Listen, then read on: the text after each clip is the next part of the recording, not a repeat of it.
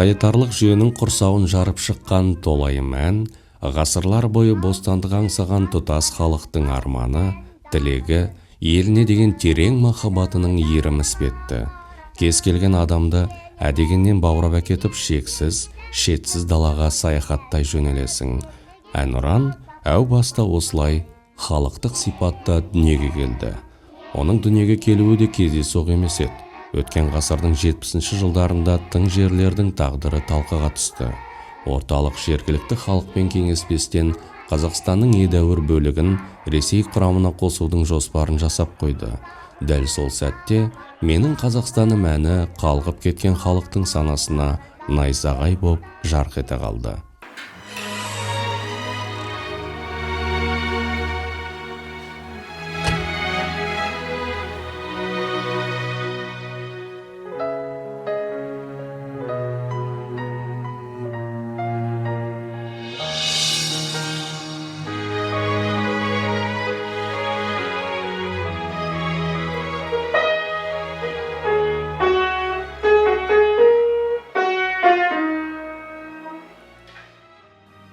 Сол кездегі ол кісінің патриоттық сезімі, кезінде солтүстік облыстарда аламыз деген кезде Жұмекен Нәжімеденов ақын екеуі осындай бірігіп менің Қазақстанымды жазып шықты.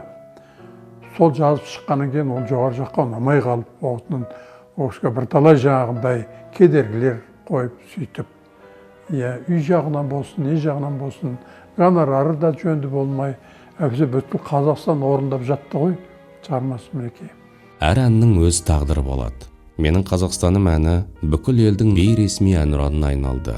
Араға жарты ғасыр салып, яғни 2006 жылдың 7 қаңтарында бұл ән сәл өзгертіліп, ресми түрде мемлекеттік әнұран ретінде қабылданды. Менің Қазақстаным әні гимн болып кеткен бекер емес. Ол тек қана алғыс алып ән жаза салып гимн болған жоқ. Оның алдында Қазақстанның гимні болған ғой. Бірақ Шәмшінің әні желтоқсан көтерілісіне кейіннен үлкен халыққа жағымды болып кеткен себебі ол халық көтеріліске шыққан кезде бәрі Қазақстаным сол әнді айтып шықты ғой.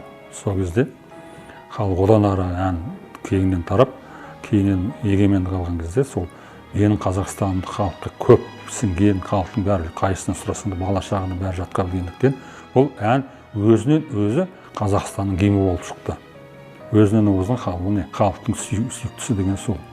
Ән өнерінің дара тұлғасы Шәмші Қалдаяқов 1930 жылы 15 тамызда қазақ өркениетінің көне ордасы Отырар өңірінде көп балалы отбасында дүниеге келген.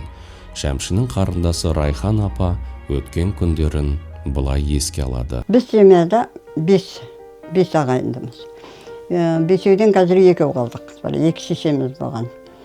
2 шешеміз бірге өмір сүрген 17 жыл. Мен анамыз аурушаң болған екен. Сосын рұқсатымен өзі әперген екен. Шәмшінің азан шақырып қойған шын есімі Жамшит еді.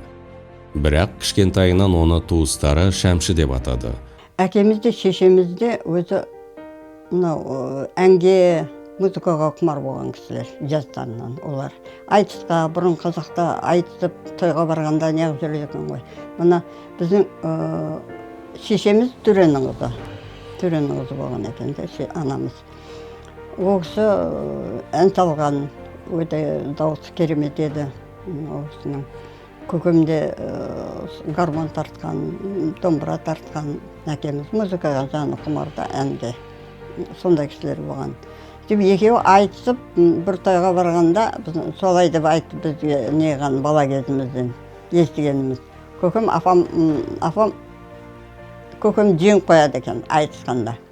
Сөйтіп қасындағы жеңгелері ойбай ұят болды, енді жігіт адам неғымай жеңілме керек қой қыздан деп, жеңілді деп біздің әкеміздің зергерлік нәрсе қолынан келгенде білезік, сақина, мынау деп сонда жеңгелеріне беріп, біздің шешемізді жеңілді қылып, сөйтіп алып қашқан екен облыста. Бұл әкемізден көрі анамызда. Анамыз ән айтқанда, о кісінің дауысы деген керемет болатын. Әкесі Қалдаяқ Дінұлы елге танымал зергер, ағаш шебері, домбыра, қобыз, сырнай секілді аспаптарды жасаған. Әкесі Қалдаяқ ұстаның шапаны Қалдаяқ атамыздың. Қалдаяқ атамыз ұста болғанына қоймай, мына дінге өте сауатты кісі болған, кешегі атақты Шәді төренің шәкірті болған Қалдаяқ атамыз ел ішінде Қалдаяқ туралы небір аңыз әңгімелер бар. Ауылда көзденіп қалған, назарланып қалған балдар болса, ауылдың келіндері больницаға емес, ең бірінші Қалдаяқ атамызға барады екен. Содан Қалдаяқ бір-ақ рет түкіреді деген әңгіме қалған. Болмаса, мынау Қалдаяқ атамыз өмірден кеткеннен кейін осы ауылдағы келіндері балдар мазасызданып қалса, осы шапанға бір аунатып алады екен. Жаңағы мазасызданған бала өзінің жазылып кетеді дейді ғой, бір сөзбен айтқанда. Өте аруақты кісі болған екен Қалдаяқ атамыз. Өте ұста кісі болған ғой енді Қалдаяқ атамыз. Қайтыс болғаннан кейін, жерленгеннен кейін 3 күнге дейін сол зираты жағынан балға мен төстің даусы естіліп жатты деп айтылатын. Сол аңыз болса да ол кісінің киелі екендігін көрсететін аңыз рас болса тағы рас. Мен рас деп ойлаймын. Ондай адамдар болады.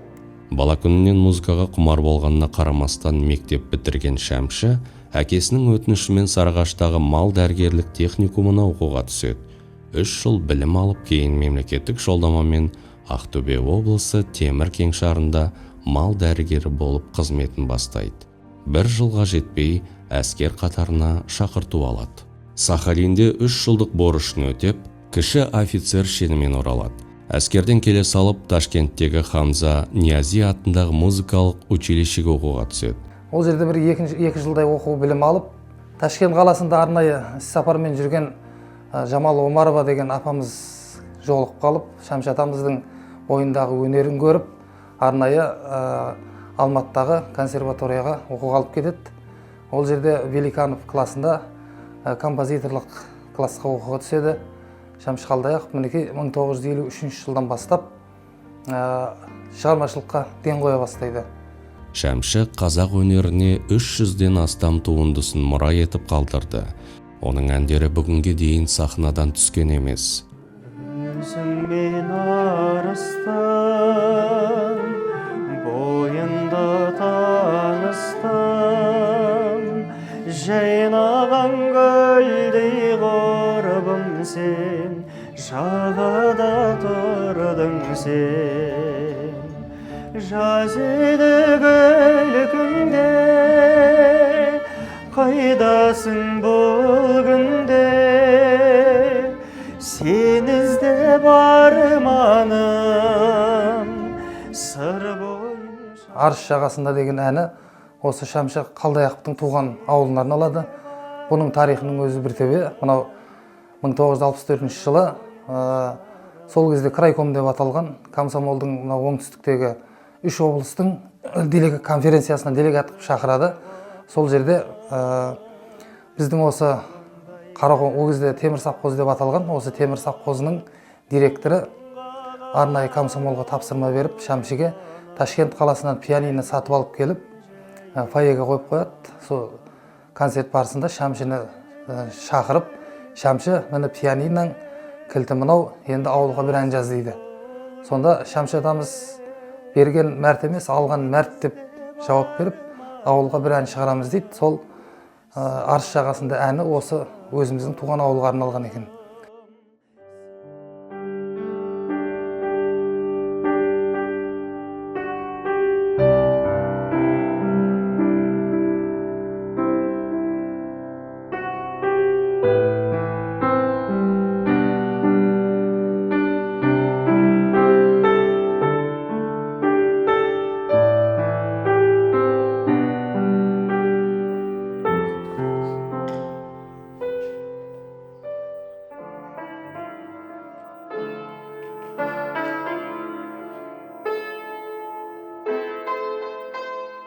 Арыс жағасында автордың халыққа кеңінен таралған алғашқы шығармасы, сазгерлік жолындағы беташар туындысы.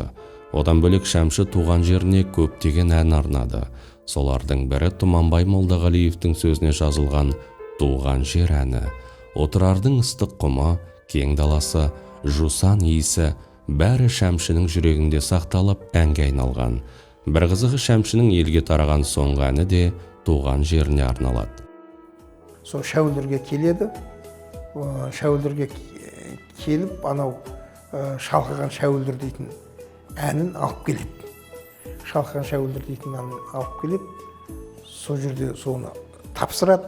Сол кезде Отырар ауданы, ол кезде Қызылқұм ауданы бірінші хатшысы Ұланбек Арғынбеков дейтін кісі. Сол айтады, Шәке, Құда қаласа, мынау ауданымыздың 60 жылдық тойы келе жатыр. Соған бір тағы бір жақсы ән жазып әкеп берсеңізші дейді. Бұл кісі мақұл деп уәде береді. Сөйтіп соны бұл кісі енді 90 жылдары әкелді. Сол қайтыс болатындан 1 жыл бұрын ба. Сонда ол кісі енді 58-59 жасында әкеп тұр ғой енді бұлай қарасаңыз. Шәмші Отырардағы тойды орындайтын әншіні де өзі таңдапты. Бүгінде ол шығарма елімізге белгілі әнші Хадиша Шалабаеваның паспортына айналып кеткен. Бүкіл Отырар ауданында өлең айтады дейтін адамдардың бәрін жинадық дейді. Кәдімгі үлкен сахнада айтып жүргендері бар, басқалары бар. Соны сәл-сәл айтқызады да кете берсін болмайды. Бәрін қайтарды дейді. Сонымен біз енді ойбай не істейміз? Әншіміз таусылды дейді жаңағы. Сөйтіп тұрғанда есіме бір қыз бар еді дейді, мектепте оқитын, қоғамда тұратын. Сол ән айтып жүретін дейді. Сол есіме түсті да, барып соны сабағынан сұрап алып келдім дейді. Сабағынан сұрап алып келдім дейді. Сол қазір Хадиша Шалабаева мектеп оқиды. Сонымен әлі шықпайды. Анда-санда өлең айтқан жаңа несін аңлады дейді. Аналар 2-3 минуттан артық ұстамайтын дейді. Бұна не болды деп. Сонымен бұрақта кірдік дейді, кірбек дейді, айтты дейді. Бағандан бері мен де әуре болмай, өздерің де әуре болмай, нағыз бірден әкеле самандар, осы ғой, дайыны осы ғой деді дейді.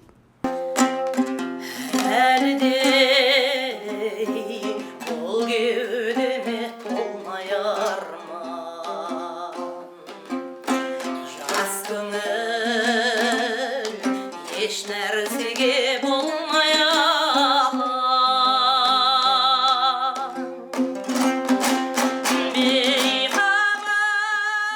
Шәмші қазақ өнеріне вальс жанрын дамытып қана қоймай, оны дәстүрлі әнмен қабыстырып, өзіндік мектеп қалыптастырған тұлға. Көп әндері халық әніне айналып кетті. Кейбіреулер ойлауы мүмкін, Шәмші Қалдаяқовтың әндері домбырамен айтуға келмейді деп. Жоқ, олай емес. Мен өзімнің репертуарымда ол кісінің бірнеше әндері бар. Әсіресе соңғы жазған Теріскей дейтін әні. Оған дейінгі әнін де сөзін де өзі жазған құшақ жайған қандай адам дейтін керемет әні бар. Сонымен бірге бүткіл халық айтып жүрген Арыс жағасында, ана туралы жыр, тағысындағы қаншама әндердің барлығын репертуарымызға енгіздік. Бұл ешқандай да дәстүрлі өнерге жат форма немесе ырғақ емес. Оның тек орындауына байланысты. Бір қызығы, көбінесе енді бұны фортепианоның сүйемелімен, немесе оркестрге түсіргенде, бүгінгі эстрадалық өңдеулерге жасаған кезде Шәмші Қалдаяқовтың әндері ғана емес, біздің халық әндерінің, халық композиторларының әндерінің де бүткіл ырғақтық өлшемдік жүйесі өзгереді. Біз орындаған кезде ол басқаша. Шәмшінің әндері халыққа түсінікті, жүрекке жақын, сазы қарапайым, бірақ әсерлі болды. Әр тыңдаушы өз сезімін таба алды. Автор әндерін шын сезіммен, жүрекпен жазды. Жалған пафоссыз, табиғи лиризмге толы. Әр буын, әр адам өзіне жақын ән тапты. Шәкеңнің әндерінің көбі, мысалы Мұқағалимен де теңеуге болады. Мысалы Мұқағалидің өлеңдері, Мұқағали Мақатаев атамызды. Ол кісінің өлеңдері әркім оқыған кезде, неге ол Мұқағалидің өлеңі халыққа кең тарап кетті десем, халықтың әркім өзінің айтайын деп тұрған жүректегі сезімін Мұқағали айтып қойған ғой өлеңдерін. Кім алса да, балаға да, үлкен кісілерге де бәріне жарай береді өлеңдер. Сол сияқты Шәмшінің әні де, сол айтылған әні үлкені болсын, кіші болсын, қайсысы болсын әнді жарай береді. Әншілерге айта береді, үлкен операның әншісі болса, эстраданың әншісі болса, дауысын көрсетем деген әншілер болса да, мысалы цыган сериядан алып қарасақ, оның диапазондары дауыс кеңдігі қандай керемет. Шәмшінің әндеріне өз заманының ең мықты ақындары сөз жазды. Ол Жұмекен Нәжімеденов, Тұманбай Молдағалиев, Қадыр Мырзалиев, Мұқағали Мақатаев, Мұхтар Шаханов, Ғафу Қайырбеков секілді марғасқалармен үнемі творчестволық байланыста болды. Ән сөзі мен әуені бір-бірімен толық үндесіп, өшпес мұраға айналды. Мысалы, Тұманбай Молдағалиев әні Ақмаңдай сол кісінікі жазған кезде әкеп берді әнді. Мен өзім слухым болса да, болмаса да әнді жаттап алып отырсам, бірақ оның сол әнде сөз жазу үшін бір айдай ойланып жаздым дейді. Себебі оның ырғақтары вальс емес, басқаша болды. Есімде мықты текстовик ақындар бар дейтін. Сосын кәдімгі мықты ақындар бар, лирик ақындар. Естеріңде болсын дейді, ана лирик ақындардың бәрі бір дейді, мықты текстовик ақын боламайды дейді. Мықты текстовик ақындардың көпшілігі лирикада оза шаппайды. Осындай бір өзінің несі бар. Бұлардың ішіндегі екі жағына да мықтысы Қадыр ой дейді. Қадыр мықты ақын, оған қоса ол мықты текстовик дейді. Сенің жаңағы ән мынандай деп, табиғаты осындай деп айта бастағаннан ол сенің ішіңді алып қояды дейді тұғын жаңағы. Ішіңді алып қояды жаңағы. Ол мықты текстовик деп өстіп айтқан. Сосын мықты текстовиктердің ішінде жаңағы Нұрсұлтан Әлімқұлов, Нұртфолы Шәкен осыларды айтады. Сосын жалпы әннің мәтіні туралы көп әңгімелейтін. Шәмші әсем әуендерді дүниеге келіп қана қоймай, сол әндерге сөз де жазған. Мәселен, менің Қазақстаным әнінің алғашқы нұсқасындағы сөздердің авторы Шәмшінің өзі. Екі-ақ мәтіні сыналды. Мен екеуімен де келісем дейді ғой önce. Қандай мәтіндерің сыналды деймін. Сөйтсем жаңағы бақыт құшағындан айтады. Оның қай жері деймін, керемет не ғой деп. Сөйтсем анау қайырмасында сезім шіркін ақ жаңбырға ұқсайды. Алматыда жаңа жауып басылған. Осы сыналды дейді.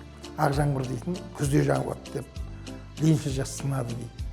Мен айтам, дұрыс емес болсын. Ол күзде жауатын ақ жауын ғой, ақ жаңбыр емес. Бұл жерде жаңағы образға кіріп тұруға андай образный түрде айтып тұр ғой жаңағы. Ақ махаббат деген сияқты сондайға жоқ деп сөйтетін дұрыс, ол сыналған дұрыс деп. Балаусақ едің бір кезде, шашың ақ бантик байлаған, өзгеріп кетіпсің бұл күнде, көркіңе көз тастап ойланам. Абай Балажан Шәмшінің ауылдасы, бір дастарханнан дәм татып сыр бөліскен бауыры. Өмірінің соңғы 2 жылында екеуі етене байланыста болыпты. Сол кісі өмірден қайтқанынша, мынау қазір Ордабасы қонақ үй дейді, ол кезде Восход деп аталынатын. Сол жерде бір нөмірді беріп қойған ол кісіге. Ол кісі Шымкент қаласының құрметті азаматы. Содан кейін жаңағы 6-шы аурухана дейтін бар. Сол жерден бір палатаны Шәмші ағамызға беріп қойған. Ол кісінің жүрегі ауырады. Кез келген уақытта ана палата дайын тұрады. Жұрттар айтады ғой, ойбай, Шәмші Қалдаяқов өмірінде өңкей қорлық көріп өтті деген сияқты. Жоқ, ондай емес. Ол кісі халықтың алақанынан түспеген адам. Ол кісі нақса мемлекет тарапынан, үкімет тарапынан жаңағы нелер алмаса алмаған шығар. Халық әртісі атағын алмаған шығар. Мемлекеттік сыйлықты алмаған шығар. Жалпы халықтың арасында халық Құдайдан бір жас кіші дейді. Құдайдан бір жас кіші халық Шәмші ағамызды төбесіне көтеріп өтті. Шәмшінің орындалмай кеткен бір арманы болды. Ол шетел аралау еді дейді Абай аға. Сондай-ақ музыкадан бөлек тарихқа да қатты қызығыпты. Сол кездерде Шәкең әнін біресе шығарып, біресе шығармай, сондай бір күндеушілік көп болды ғой енді ағаға. Кедергі көп болды ғой. Сонда әкеміз айтатын. Егер менің балам тірісінде шықпаса, жарыққа өлгенде шығады. Өлгенде жарыққа шығады менің балам дейтін. Сол сөз еш есімнен кетпейді. Шәкеңнің ең бірінші жаңағы Қаракөз, Қайықта деген әндерін анамыз көрді. Анамыз 59 жылы қайтыс болды. Оған дейін Шәкеңнен бір-екіне шыққан. Одан кейінгісін көкем біледі. Ол кісі жаңағы ешқандай жақсылық көрмеген, бір сондай образын, Шәмші Қалдаяқовтың образын осылай қалыптастырады. Бір әбден қорлық көрген адам сияқты қалыптастырады. Жаңа бағанада айттым, ол кісі жақсылық көрмесе, биліктен көрмеді. Сол биліктен. Биліктің беретіні не? Биліктің беретіні марапат, одан кейін жаңа атақ. Халық әртісі, жаңағы ненің мемлекеттік сыйлықтың лауреаты, оның беретін осы екеуі ақ. Сол екеуін бермеді жарайды. Өлердің бір 40 күн бұрын ба, 60 күн бұрын ба несін берді, жаңағы халық әртісін берді. Ал енді жалпы халықтың арасында ол кісі тағы да айтамын, сол кездегі мемлекетті басқарып отырған адамдардың беделі қандай болса, Шәмші ағамыздың да беделі сондай болды, оны қасында жүргеннен білемін. Қарапайым халық енді өліп қала жаздайтын болды. Бұл да сол халықпен етене араласып кеткен кісі ғой өзі. Шәмші ұзақ жылдар бойы мемлекеттік марапаттарға ие бола алмады. Себебі ол үшін партияны, социализмді дәріптеп ән жазуы керек болатын. Шәмшіні академиялық білімі жоқ деп кемсітетіндер де болған. Бұл да оның шығармашылығын ресми түрде насихаттауға кедергі келтірген. Арыс жағасында деген ән қазақ радиосында Құтсовет, көркемдік советтен өтпей қалған ғой. Өтпей қалған, мынау болмайды, әндер деп енді болады, өз жердегі отыратындар бар ғой енді. Одан енді әнді қарасақ керемет, Нұрғали Сүбжанов Ескендір Хасанғалиев тұрған сол кезде. Екеуі ақырын Құтсовет біткеннен кейін 6 дана әнді алып, Арыс жағасынан ақырындап жазып эфирге шығарып жіберді. Міне, көрдіңіз бе, сол Арыс жағасында қалай Құтсоветтен өтпей қалады. Көрдіңіз бе мәселе? Осындай қиянаттарды басынан өткерген кісі. Мен Терещенко шақырып жатыр, бірге барайық деді. Сөйтіп, Ақбұмға келді, мен кірмеймін ғой, аузымда қалып кетемін. Сонымен 1 сағаттан кейін ба шықты. Өте қуанып, көңілге керемет болып шықты. Сол 60 жылдығының қарсаңы тұғын шақырған екен, жергілікті билік. Сөйтіп айтты дейді, жаңа көлік беретін болды. Отырар ауданына тапсырды деді. Сөйтіп, соған кәдімгі балаша қуанды. Мына машинамды сатып жіберсем, өлгенім әйтеуір өзімнің неме жарайды ғой. Былай жүріп тұрғаным ақшасы деп кәдімгі қуанды, бірақ сол машина берілмеді. Нағып берілмеді. Билік қайта ауысқаннан кейін келгендердің есінде болмады ма, ол жағын білмеймін, бірақ сол берілмей қалды. Шәмші Қалдаяқовтың атына көше берілді. Өлер алдында болса да халық әртіс атағын берді. Енді сол өзінің тірі кезінде көрмеген жақсылықтарын мінекей өлгеннен кейін өзі атағы шығып жатыр. Бұл да шүкір дейміз, бұл да халықтың бұл жаңағындай бір шындықтың жеңгені деп айта аламыз. Сондықтан ол Шәмшінің әндері өлмейді. Шәмшінің әндерін Индияда да айтады, Татарстанда өзіміздің әні деп айтады. Мысалы, ана туралы жерде тағы әндерді бүткіл Қазақстан, бүткіл одақтас республикаларда Шәкеңнің әндері шырқалып жатыр. Құдайға шүкір деп айтамыз. Алайда көз тірісінде Шәмші бір рет қана концерт беріпті. Ол да өмірінің соңғы жылдарында болса керек. Қазіргі филармония залында 3 күн қатарынан авторлық кешін өткізген.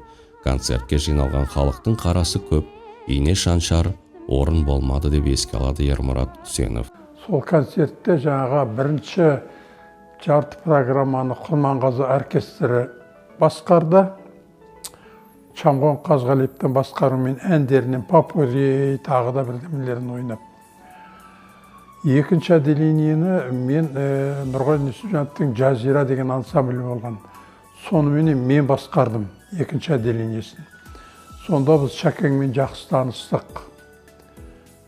Сонда мысалы Шәкең мұны бақыт құшағында тағы да көптеген әндерін мен ансамбльге өңдеп түсірдім. Сол кезде сол бірінші рет сол жағы эстрадный түсірілген переложение менен жаңағы ансамблінің сүйемелдеуімен бірінші рет Мақпал Жүнісов айтты, бақыт құшағындан. Сонда Шәкең маған келіп сұрайды, енді Шәкең енді бақыт құшағындағы ана Абдуллиндер орындаған, жаңағы тағы да мықты баритондар орындалған ән ғой. Соны Ермұратов мынау Мақпал әнді айта ала ма деп сөйтіп менен сұрайды. Ояға айтады, басқаша қылып айтады деп жағындай алдым. Соның шынында енді Мақпал айтып шықты. Сол мен ара жүріп шыққанмен сол барлық әншілер қазір қолданып жүр мысалы. Шәмші Қалдаяқов өмірден өткенде мінген көлігімен бір шама заттары Абай Балажанның үйінде қалып қойған. Ол композитордың дүниесін қарындасы Райхан апайға табыстапты. Райхан әпшеге берген заттардың ішінде Қызылбұлақ нот болатын, кеше Шәуілдерде көріп қалдым оны. Соның бірінші бетінде мынандай сөз жазылып қойылған. Я свободен перед людям и перед народом, но не перед Богом, Шәмші Қалдаяқов. Қол қойған бірінші бетінде. Сосын ол кісінің ол кезде қазіргідей ұялы телефон дейтін жоқ. Нақ жазып қойып, осылай нақ қоятын. Шәкеңнің көлігінде қыстың күні жаздық киімдер, ал жаздың күні қыстық киімдер жүруші еді деп еске алады Абай аға. Мен жоқ кезде машинасын баласы, одан кейін осы жерде бір іні болып кеткен досы бар еді, Қыдырбай Қазақбаев дейтін. Осы облыстық сыртқы сауда дейтін ба мекеменің басшысы болатын тұғын. Ол да жаңағы Ордабасы қонақ үйі қазіргі бұрынғы Восток қонақ үйінде офисі соның ішінде болатын. Сол ана қонақ үйден орын алатыны ана кісі алып берген ау еді жолында. Екеуі жолығып.